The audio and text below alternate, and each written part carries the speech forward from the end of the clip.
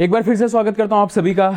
ये linear equation into variable का second video है। हमने फर्स्ट वीडियो में 1.1 एंड 1.2 के कुछ क्वेश्चंस को सॉल्व एक एक क्वेश्चन को सॉल्व किया था, मगर पूरा कंसेप्ट रिवाइज किया था। ओके, तो जैसे कि स्क्रीन पे देख रहे हैं आप कि ये हमने टॉपिक स्टार्ट किया था, ये हमने पढ़ा था। इसके बाद हमने क्वेश्चन नंबर 1 मतलब 1.1 का एक क्वेश्चन सॉल्व किया था। 1.1 का क्वेश्चन नंबर 2 का एक लास्ट वाला क्वेश्चन था जिसके अंदर में वेरिएबल इंटरचेंज वाली बातें रहती है, वेरिएबल का कोएफिशिएंट इंटरचेंज करने वाली बातें रहती है।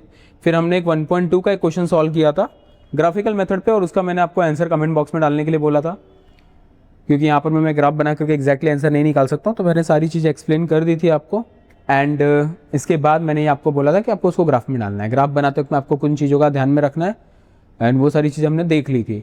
आज हम स्टार्ट कर रहे हैं 1.3 का, जो कि फुल्ली डिपेंडेंट है या फुल्ली बेस्ड है क्रैमर रूल के ऊपर। क्रैमर रूल मतलब कहने का मतलब ये है कि दो इक्वेशन होता है, दोनों इक्वेशन से दो लाइनें बनती है, दोनों लाइनें के इंटरसेक्शन पॉइंट को आप उसका सॉल्यूशन बोलते हैं। वही अपने आप को ढूंढना होता है। मतलब हमारे पूरे के पूरे चैप्टर में वही काम है कि दोनों पॉइंट कहाँ इंटरसेक्ट करेगा वो ढूंढो। ओके, अब इसके लिए एलिमिनेशन मेथड है, सब्स्टिट्यूशन मेथड है, क्रैमर रूल है, ग्राफिकल मेथड है। तो हमने एलिमिनेशन मेथड और ग्राफिकल मेथड हमने लास्ट टाइम देखा है। आज हम जो है क्रैमर रूल देखने वाले हैं। आपके सामने यहाँ पर मैं बोर्ड पर में आपको क्वेश्चन दिख रहा होगा, बहुत ही बड़े बड़े शब्दों में, बहुत ही बड़े बड़े अक्षरों में आपको क्वेश्चन दिख रहा होगा। मैं फिर भी इन दोनों इक्वेशन को दोबारा नीचे लिख देता हूँ इक्वेशन नंबर डाल करके। मेरा सबसे पहला इक्वेशन जो है वो ये है कि 2x plus 3y is equals to 2। This is my equation number 1। Okay, फिर मेरे पास जो सेकेंड इक्वेशन है वो है x minus y upon 2 is equals to 1 upon 2। ये मेरा सेकेंड इक्वेशन है। अच्छा, सेकेंड इक्वेशन ना बहुत ही परेशान कर रहा है। मतलब क्यों परेशान कर रहा है? मतलब इधर दर्द हो रहा है। क्यों दर्द हो रहा है? दर्द होने के पीछे रीजन ये है कि सर ये फ्रैक्शन में दिया हुआ, ये डिनोमिनेटर मतलब बहुत तकलीफ देता है। तो हम क्या करेंगे ना, इस डिनोमिनेटर को गायब करेंगे। कैसे गायब करेंगे? 2 डिवाइड में, यहाँ पे भी 2 डिवाइड में, तो पूरे इक्वेशन को 2 से मल्टीप्लाई कर दो ना, सिंपल। पूरे इक्वेशन को अगर मैं 2 से मल्टीप्लाई कर देता हूँ तो 2 हट जाएगा।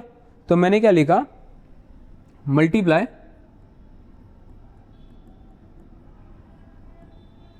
Equation 2 by 2। इक्वेशन 2 को 2 से मल्टीप्लाई कर दो। तो जब मैं इक्वेशन 2 को 2 से मल्टीप्लाई करूंगा तो ये x के साथ में आ जाएगा 2x।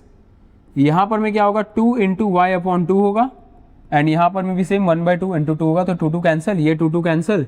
तो आपको जो इक्वेशन मिल रहा है वो मिल रहा है 2x minus y is equals to 1। ये आपका नया इक्वेशन क्रिएट होकर आ गया, इक्वेशन नंबर 3। तो अब आप जो इक्वेशन 1 को ध्यान से देखेंगे और 3 को ध्यान से देखेंगे, 2 को आप भूल जाएंगे क्योंकि आपने 2 को ही कन्वर्ट करके 3 बनाया हुआ है। ओके, एंड हमें क्वेश्चन कह रहा है कि इसको सॉल्व करना है क्रैमर रूल से। तो आपको क्रैमर रूल याद होगा? क्रैमर रूल याद है?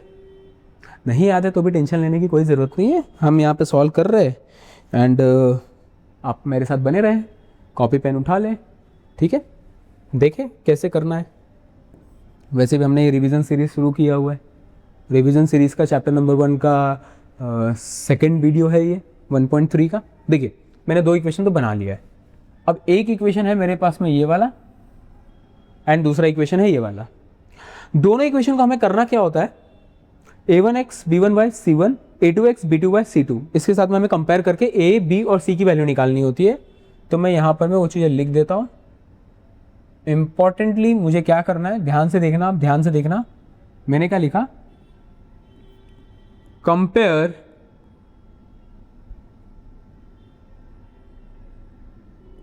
Equation 1 and equation 3 with a1x plus b1y is equals to c1 and a2x plus b2y is equals to c2। ये 2 इक्वेशन आपको इन दोनों के साथ में कंपेयर करना है। कंपेयर करने आता है, बहुत सिंपल काम है। देखो देखो देखो देखो देखो कैसे कंपेयर करते हैं। फर्स्ट इक्वेशन यहाँ पे है और इससे कंपेयर करना है फर्स्ट को। तो x का कोएफिशिएंट क्या है, x का कोएफिशिएंट क्या है, a। यहां पे x का कोएफिशिएंट क्या है, 2। तो कहने का मतलब है a1 की वैल्यू आ गई 2। y का कोएफिशिएंट क्या है, b1। यहां पे y का कोएफिशिएंट क्या है, 3। तो b1 की वैल्यू आ जाएगी 3।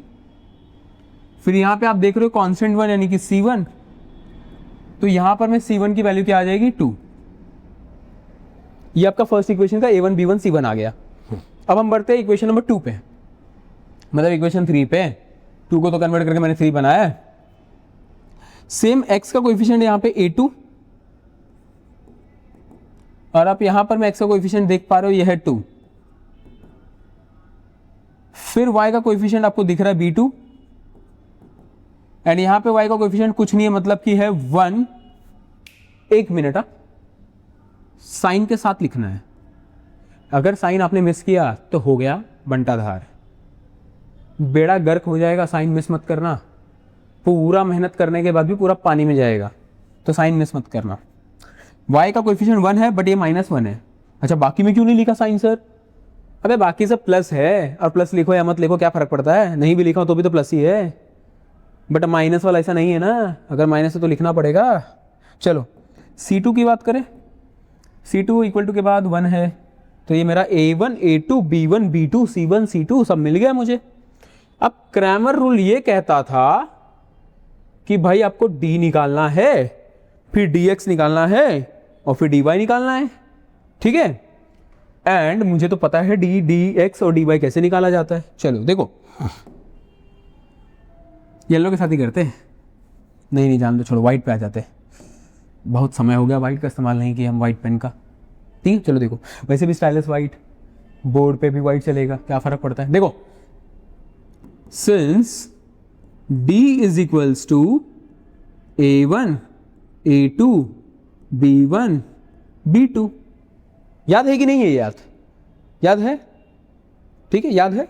चलो तो अब a1 a2 क्या है? 2 2, b1 b2 क्या है? 3 -1। अब इसको कैसे सॉल्व करते हैं सर? क्रॉस मल्टीप्लाई करना होता है, 2 का 1 से मल्टीप्लाई होगा, तो 2 मल्टीप्लाई होगा -1 से, एंड बीच में साइन आता है माइनस का। फिर यहाँ पे 3 मल्टीप्लाई होगा 2 से। अब ये 2 इंटू -1 हो जाएगा -2, ये 3 इंटू 2 हो जाएगा 6। अब इसको आप सॉल्व करोगे -8, तो आपको d की वैल्यू मिल गई -8। ये आपको d की वैल्यू मिल गई। d की वैल्यू कितनी मिल गई? -8। इसके बाद आपको सॉल्व करना होता है dx, since dx is equals to. अच्छा, अगर किसी को ये याद रखने में तकलीफ होता है ना, तो मैं आपको बहुत शॉर्टकट बता देता हूँ। देखो, d में ना x आया ना y आया, तो जो d में नहीं आ रहा है ना, उसी को लेना होता है। d में x आया क्या? नहीं। d में y आया क्या? नहीं। तो मैं x के कोएफिशिएंट को और y के कोएफिशिएंट दोनों को लूंगा।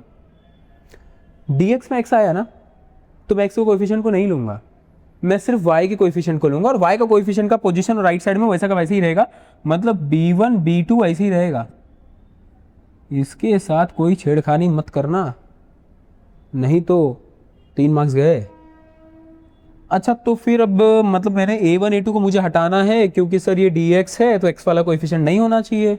तो भाई इसकी जगह क्या आएगा? अब ये इसका शकल देखने के लिए रखे हो, c1 c2 डाल दो यहाँ, ठीक है। c1 c2 आ गया। मतलब आपको जब x निकालना तो आप x वाला कोएफिशिएंट नहीं लिखेंगे, आप y वाला लिखोगे, और x वाले कोएफिशिएंट की जगह पर मैं आप कांस्टेंट पुट कर दोगे। तो कांस्टेंट यहाँ पर में मेरा है 2 1, एंड b1 b2 तो है 3 -1। चलो जैसे सॉल्व करते थे वैसे ही करना है। 2 इंटू -1, देन बीच में माइनस, फिर ये 3 इंटू 1, 3 इंटू 1, ये आ जाएगा -2, ये आ जाएगा -3, आंसर आ जाएगा -5। ओ माय गॉड, ये dx मिल गया हमको, ये dx मिल गया, ठीक है। अब तीसरा लास्ट dy बचा है। dy यहाँ पे सवाल थोड़ा नीचे ही कर लेते, जाने दो।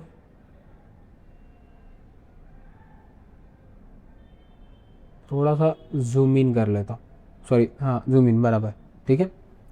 यहाँ dy हो जाएगा। आपको नीचे नीचे नीचे करना है, मेरे पास में कैसा वाइड में बहुत स्पेस है ना, तो मैं साइड साइड में कर रहा हूँ। साइड साइड में मत करना, प्रेजेंटेशन खराब दिखता है। चलो dy निकालते हैं।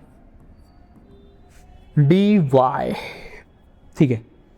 मैंने क्या बोला कि d में जो है ना x है ना y है, तो x और y को उठाया। d में इधर x था तो मैंने x वाले को नहीं लिया, कांस्टेंट और y को उठाया।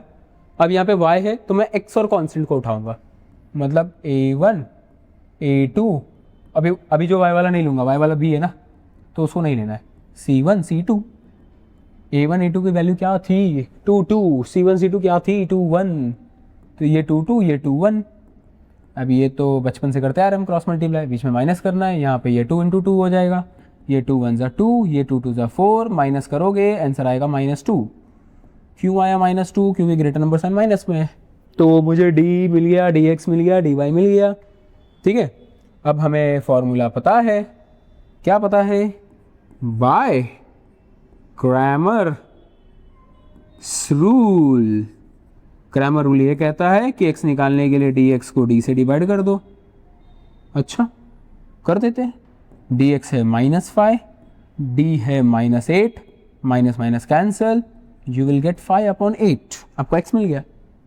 अब आप y निकालना है आपको, y आने के लिए dy/d कर दो। dy/d करोगे तो dy dy dy dy dy -2 है, d -8 है, माइनस माइनस कैंसल, 2 1 ज़ा 2, 2 4 ज़ा 8, तो आंसर आ जाएगा 1/4। ठीक है, x आ गया, y आ गया। अब याद होगा मैंने पिछले लेक्चर में बोला था कि हम बार बार x और y की वैल्यू निकालते हैं, एंड जो x और y की वैल्यू होती है वही सॉल्यूशन होती है। एक्चुअली में वो कुछ नहीं होता, दोनों इक्वेशन का जो लाइन बनता है उसका इंटरसेक्शन पॉइंट होता है। ठीक, तो मुझे x और y मिल चुका है। अब मेरा लास्ट लाइन क्या आ जाएगा? ठीक है, क्या आएगा last line? Therefore 5/8, 1/4 is the solution. I hope आपको ये समझा होगा। ठीक है, ज़्यादा हार्ड नहीं था, इजी है। दो इक्वेशन जो दिया उसको a1x b1y = c1, a2x b2y = c2 के साथ कंपेयर करो, a1 a2 b1 b2 c1 c2 निकाल लो। बहुत बॉडी पेन कर रहा है यार आज। हाँ, याद आया, बैडमिंटन खेल लिया था आज बहुत दिनों बाद। क्या करे, मिल गए कुछ लोग, खेल लिया थोड़ी देर। ठीक है, तुम मत जाना, एग्ज़ाम तुम्हारा नज़दीक है। घर वाले इतना मारेंगे ना, बाद में सारा बैडमिंटन निकल जाएगा। अबे ईमानदारी से महीने भर पढ़ लो, एग्ज़ाम ही तो है। एग्ज़ाम के बाद में क्या है, 2-3 महीना टाइम पास ही तो करोगे। कौन सा जो है मेहनत करके साइंस लेने वाले हो और जेई और नीट का ईमानदारी से प्रिपरेशन करने वाले हो? हैं, लेने वाले तो कॉमर्स ही हो। हाँ, साइंस ले भी लिया तो कौन सा जेई और नीट का प्रिपेयर करोगे? पहले महीने का जोश रहेगा, दूसरे महीने से ठंडे पड़ जाओगे। सही से बता ना, 10th के स्टार्टिंग में भी ऐसे ही सोचा था ना कि 10th आ गया है, बोर्ड है, 9th में जो कमी रह गई है 10th में हम लोग पूरा साल मेहनत करेंगे, बोर्ड एग्जाम में परसेंटेज लाएंगे, ऐसे ही सोचा था ना। बट हुआ नहीं हुआ ना। ज़रा रिवाइंड करना अपने आप को, पूरा साल जरा अपने आप को सोचो। हाँ, पहले महीने मेहनत किया होगा, दूसरे महीने से क्या किया होगा? कल करते हैं, परसों करते हैं, फिर एक बार स्कूल चालू हो गया होगा जून में, फिर क्या, स्कूल जाओ, स्कूल से घर आओ, होमवर्क करो, क्लास जाओ, क्लास से घर आओ, होमवर्क करो, बात खत्म है। फिर एग्जाम के एक दिन पहले पढ़ने बैठो। आज जनवरी में याद आएगा, अरे बाबा ये तो अगले महीने बोर्ड एग्जाम है। और अभी ऐसा फील हो रहा होगा कि काश 15 दिन और मिल जाता। सबके साथ ऐसे ही होता, मेरे साथ भी यही हुआ था। छोड़ो, यहाँ देखो, जो साल भर किए नहीं, अभी क्या कर सकते। ये हो गया हमारा 1.3 का क्वेश्चन। ठीक है, चलो 1.4 पे आ जाते।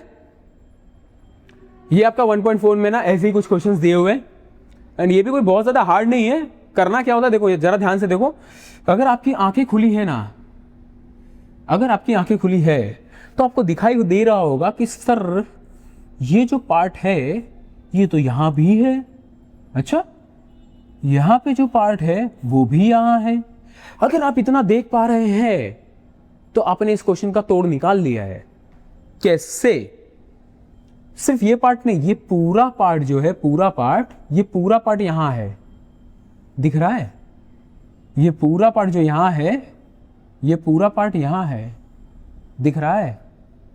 दिख रहा है, दिख रहा है। हम क्या करेंगे, हम इसको लेंगे इक्वेशन नंबर 1, इसको लेंगे इक्वेशन नंबर 2, एंड जो चीजें सेम है दोनों भी इक्वेशंस में, आप उसको कुछ कंसिडर कर लोगे, अपना बना लोगे, मान करके कंसिडर कर लोगे। क्या कंसिडर करना है, चलो कंसिडर करते हैं। मैं क्या करता हूं, देखो मुझे दिख रहा है कि सर 1/3x + y दोनों में है, तो मैंने इसको मान लिया। क्या मानूं? अब मेरा नाम महेश है तो m से शुरू होता है, तो m मान लेता हूं। चलो मैंने m मान लिया। ठीक है, तुम्हारी मर्जी जो मानना मान लेना, बस एक्स और वाई मत मानना, क्योंकि एक्स और वाई इसमें वेरिएबल यूज्ड है, ठीक है, तो वो छोड़ करके तुमको जो मन करे वो मान सकते हो, कोई फर्क नहीं पड़ता। तो मैंने यहाँ पर मैं क्या लिखा, let 1/3x + y is m। अच्छा, सेकंड बात करें, यहाँ पर मैं आपको दिख रहा है 1/3x - y इज n। तो एक है m, दूसरा है n, मान लिया। अच्छा, n से किसी का कोई नाम नहीं है, ठीक है, फालतू का जोड़ मत देना। हाँ, मालूम पड़ा कि n से कुछ और नाम निकाल करके जोड़ते बैठ रहे हो, या सोच रहे हो कि भाई n से अब क्या है। अभी एक m लिखा था तो दूसरा n लिखना अच्छा लगता है ना, ठीक है, कैसा mn लिखते हैं हम लोग, pq लिखते हैं हम लोग, ठीक है, xy लिखते हैं हम लोग, ठीक है। तो x का कोई लेना देना नहीं है n से, ठीक है, छोड़ो। तो xy लिखते हैं, mn लिखते हैं, इसलिए मैंने n लिख दिया। हाँ देखो, तो हमने ये कर दिया है, अब इसको रिप्लेस करें। अबे भाई कंसीडर किया है तो पुट भी तो करोगे, तो करो पुट। ये कर लिया, put in equation 1 and 2, 1 and 2। अब जब मैं इक्वेशन 1 में पुट कर रहा हूं तो मैं लिख लेता हूं, चलो ठीक है, ज्यादा तकलीफ मत दो अपने दिमाग का, ज्यादा सोचोगे तो बहुत तकलीफ होगा। मेरा इक्वेशन 1 क्या है, 1/3x + y plus 1/3x - y is equals to 3/4। ये मेरा इक्वेशन 1 है। मैंने क्या माना, इसको m माना है, तो ये भाई चल जा, m + n, ये वाला n है, इज इक्वल्स टू ये आ जाएगा 3/4। ये आया कि नहीं आया, मतलब कोई गलत है क्या, कुछ गलत है क्या? मुझे तो नहीं लग रहा कुछ गलत है। मैंने इसको m माना, इसको n माना, ये 3/4 है। अच्छा, मैंने आपको पिछले क्वेश्चन में बताया कि ये जो फ्रैक्शन वाली चीज़ें बहुत तकलीफ देती है तो उसको उड़ा दिया करो। कैसे उड़ाएंगे, डिवाइड में 4 है तो मल्टीप्लाई बाय 4 कर देंगे। चलो मल्टीप्लाई बाय 4 कर देते। तो मैंने क्या लिखा,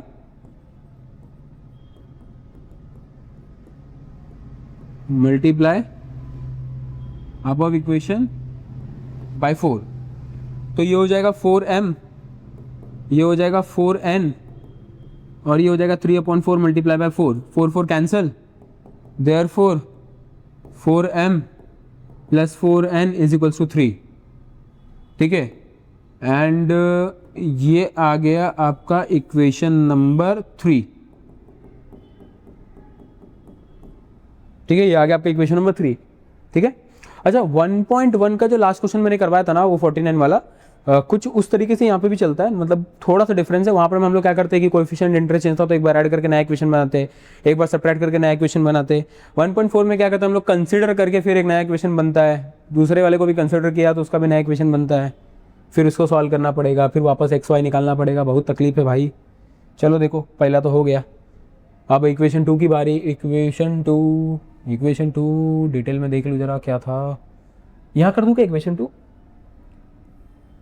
अब तुम ना भी बोलोगे तो भी तो करूँगा ही, यही कर देता हूँ। देखो इक्वेशन 2 क्या है मेरा, 1/2 3x + y minus 1/2 3x - y is equals to -1/8। यही है ना, हाँ यही है, ठीक है, यही है। चलो अब जो है सब्स्टिट्यूट तो यहाँ भी करना था, करें। अब ना ये 2 का मैंने कुछ कंसिडर नहीं किया हुआ है, ठीक है, तो मैं क्या कर रहा हूँ, 1/2 को ऐसा अलग करता हूँ, मतलब ज़रा ध्यान से देखो, मैं क्या कर रहा हूँ, ये 1/2 को अलग लिख रहा हूँ और मल्टीप्लाई में 1/3x + y को अलग लिख रहा हूँ। ऐसा लिख सकता हूँ ना मैं? अबे कोई फर्क पड़ता है? नहीं फर्क पड़ता है ना, 2 फ्रैक्शन है, न्यूमरेटर मल्टीप्लाई होगा, डिनोमिनेटर मल्टीप्लाई होगा, बात तो वही है ना।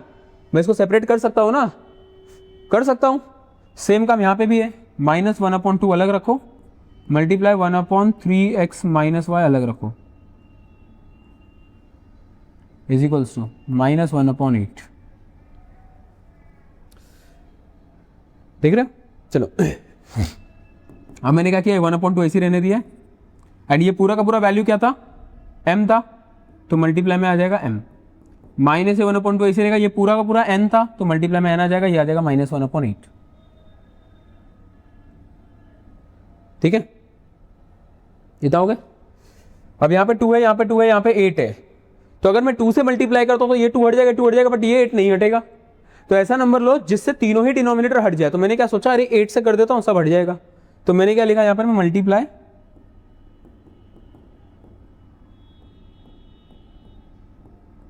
Above equation by 8। तो अगर मैं यहाँ पर मैं 8 से मल्टीप्लाई कर रहा हूँ, भाई क्या हो रहा है, मतलब हाँ हट गया, गया ना ऊपर। मैंने इक्वेशन को 8 से मल्टीप्लाई किया। देयरफॉर अब ये 1/2 multiply by m multiply by 8 minus 1/2 multiply by n multiply by 8 is equals to minus 1/8 multiply by 8। ये 8 कैंसल, 2 1 2, 2 4 8, 2 1 2, 2 4 8। तो यहाँ पर में बचेगा, देयरफॉर यहाँ पे बचेगा 4m minus 4n is equals to -1, यही बचेगा। ये मेरा बन जाएगा इक्वेशन नंबर 4, इक्वेशन नंबर 4। ठीक है, कितना मेहनत करना पड़ रहा है बताओ। यहाँ पर मैं जो है मैं क्रिकेट का मैच छोड़ करके वीडियो शूट कर रहा हूँ तुम्हारे लिए, कितनी बड़ी बात है ना। अगर चीज़ें समझ में आ रही है कम से कम थोड़ा शेयर कर देना, सब्सक्राइब कर देना, अपने दोस्तों लोग तक पहुँचा देना। मुझे पता है कि तुम इतने कमीने हो कि दोस्तों तक भेजोगे नहीं, क्योंकि उनका भी कुछ भला हो जाएगा ना। 2-4 मार्क्स तुमसे ज़्यादा आ गया तो ठीक है, ऐसा मत करो, भेज दो बेचारे लोग को भी, उनका भी कुछ भला हो जाए। तो 2 इक्वेशन हमको मिल गया है, ठीक है। चलो देखो 2 इक्वेशन मिलने का, तब हमको इन दोनों इक्वेशन को सॉल्व करना है।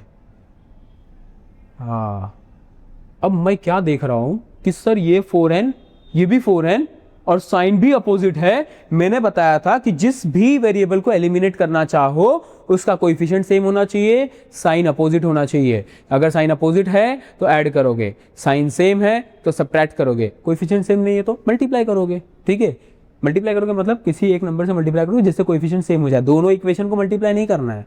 यहाँ पर पहले से कोएफिशिएंट सेम है तो इक्वेशन में कुछ मल्टीप्लाई करने की कोई जरूरत नहीं है। साथ में मैंने देखा कि n वाले का तो साइन भी अपोजिट है, तो मैं इक्वेशन को ऐड कर देता हूं। तो मैंने क्या लिखा यहाँ पे, ऐड इक्वेशन 3 एंड इक्वेशन 4। तो मेरा इक्वेशन 3 है 4m plus 4n is equals to 3। Equation 4 है मेरा 4m minus 4n is equals to -1। जब मैं ऐड करूंगा तो मैं पाऊंगा कि ये दोनों सेम है, कैंसिल हो जाएगा, 4m 4m हो जाएगा 8m, यहाँ पे 3 - 1 आ जाएगा 2। देयरफॉर m मुझे निकालना है तो 2 के डिवाइड में जाएगा 8, 2 1 2, 2 4 8। Therefore m is equals to 1/4। Wow, कितना आसान था। ठीक है, मतलब समझ में आया ना भाई। ये दोनों इक्वेशन है, दोनों इक्वेशन का मैंने देखा 4n की साइन जो है अलग है, तो मैंने दोनों इक्वेशन को ऐड कर दिया। 4n कैंसिल हो गया, 8m हो गया, ये 2 आ गया, डिवाइड में भेजा, m का वैल्यू 1/4 हो गया। Very simple. ठीक है, अब मैं क्या कर रहा हूँ, अब जो है m आ चुका है ना, तो m को सब्स्टिट्यूट कर दो ना किसी एक में, n मिल जाएगा। तो मैं इक्वेशन 3 में सब्स्टिट्यूट कर देता हूँ। ठीक है, यहाँ लिखूँ, ध्यान रखना ये इधर इधर अलग था, इधर इधर इधर इधर। ठीक है, ये होने के बाद मैं यहाँ पे आया हूँ, ये होने के बाद मैं यहाँ पे आया हूँ। कुछ लोग ना ऑफलाइन क्लास में ना, मतलब बहुत बार ऐसा होता है ना कि कुछ लोग सोते रहते हैं लेक्चर में। मेरे लेक्चर में नहीं होता है, मैं ज़्यादा अच्छा पढ़ाता हूँ ना, मेरे लेक्चर में नहीं होता है। ठीक है, बट किसी किसी लेक्चर में मैंने देखा है ऐसा होते हुए कि मतलब सब होने के बाद उठेंगे और लिखना चालू करेंगे, लिखना चालू करेंगे तो ये लिखे, ये लिखने के बाद यहाँ नहीं आएंगे, हो सकता है यहाँ जाएंगे नहीं, ये पूरा लिखेंगे फिर यहाँ जाएंगे, क्यों आधे तो नींद में थे। तो मैं वही कह रहा हूँ, तुम लोग नींद में मत रहना। ये होने के बाद यहाँ है, ये कंप्लीट हुआ है, अब हम यहाँ जा रहे हैं। हम क्या कर रहे हैं, put m is equals to 1/4 in equation 3। कभी कभार खुद से खुद की तारीफ करनी पड़ जाती है। वैसे किसी ने सही कहा है कि अगर आप खुद की इज्जत नहीं करोगे तो दुनिया आपकी इज्जत क्यों करेगी। अब वो किसी ने कौन था वो तो मुझे नहीं पता, जब तक मुझे नहीं पता चलता तब तक मैं ये मान लेता हूँ मैंने ही कहा है, मान के चलो मैंने ही कहा है। ठीक है, महेश सर का ये सिद्धांत, महेश बाबा का ये सिद्धांत, ठीक है, कि पहले खुद की इज्जत करो तब जाके दुनिया तुम्हारी इज्जत करेगी। आदमी खुद को ही गाली देते बैठता है। ठीक है, मैं तो नहीं देता भाई, मैं अच्छा पढ़ा रहा हूँ। देखो m का वैल्यू 1/4 यहाँ पुट करना है। देयरफॉर 4 ऐसे 4m plus 4n is equals to क्या है मेरा 3 है, ये 4 ऐसी रहेगा। m की वैल्यू मुझे पता है 1/4 है, plus 4n is equals to 3 है, ये 4 कैंसिल, यहाँ पे 1 plus 4n is equals to 3। 4n ये +1 उस तरफ जाएगा तो -1, 4n इज इक्वल्स टू 2। ठीक है, थोड़ा और ऊपर चलते। हाँ, देयरफॉर n का वैल्यू निकालना है तो 4 मल्टीप्लाई में जाएगा डिवाइड में, 2 1 2, 2 2 4। Therefore n is equals to 1/2। m आ गया, n आ गया, हो गया काम खत्म, हो गया भाई। 4 मार्क का क्वेश्चन है, 2.5 के ऊपर नहीं जाओगे। एम और एन नहीं पूछा है क्वेश्चन में तो एक्स और वाई पूछा है, ठीक है। तो अब हम लोग को क्या करना है, रीसब्स्टिट्यूट करना है। हमने 1/3x प्लस वाई को, ठीक है, सिंस 1/3x प्लस वाई को m कंसिडर किया हुआ था, देयरफॉर 1/3x प्लस वाई जो है वो 1/4, यहाँ पे m की वैल्यू आ गई। आप दोनों का रेसिप्रोकल ले लो, तो रेसिप्रोकल लोगे तो 3x प्लस वाई मिलेगा 4। अब ये एक नया इक्वेशन बन गया, इक्वेशन नंबर 5। सिमिलर मैनर में हमने 1/3x माइनस वाई को n कंसिडर किया था, तो ये 1/3x माइनस वाई, n की वैल्यू आ गई है 1/2। इसका भी रेसिप्रोकल ले लो, तो 3x माइनस वाई मिलेगा 2। ये आ गया equation number 6। Equation number 5, equation number 6। अब जरा ध्यान से देखना, अब दोबारा 2 इक्वेशन आ गया, फ्रेश 2 इक्वेशन। इन दोनों इक्वेशन को अब सॉल्व करना है। मैं दोबारा देख पा रहा हूं कि y का कोएफिशिएंट मैच्ड है, वैसे तो x का भी मैच्ड है, बट x का क्या साइन सेम है ना, तो x को एलिमिनेट करना है तो सेपरेट करना पड़ेगा, बट y का तो साइन भी अपोजिट है, तो मैं ऐड करूंगा। ऐड करके मेरा काम ज़्यादा आसान होगा। देखो मैं क्या कर रहा हूं, add equation 5 and equation 6। Okay, तो इक्वेशन 5 है मेरा 3x plus y is equals to 4, equation 6 है 3x minus y is equals to 2।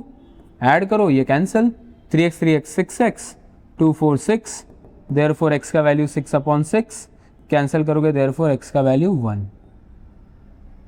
x की वैल्यू क्या आ गई, 1। अब x तो 1 आ गया है, y निकालना है, तो x की वैल्यू सब्स्टिट्यूट करोगे किसी भी एक इक्वेशन में, तो मैं 5 में सब्स्टिट्यूट कर देता हूँ।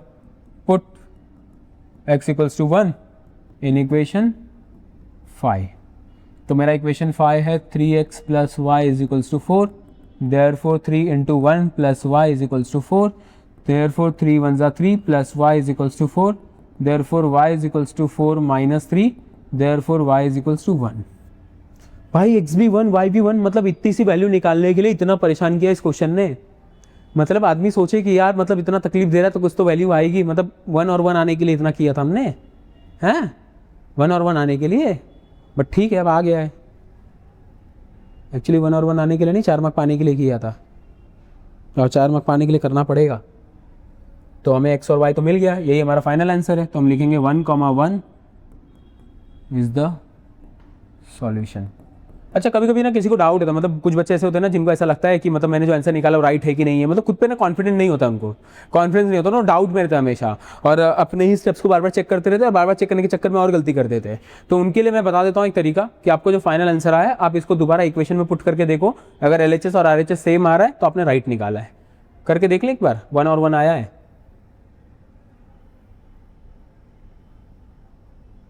देख लो एक बार 1 और 1।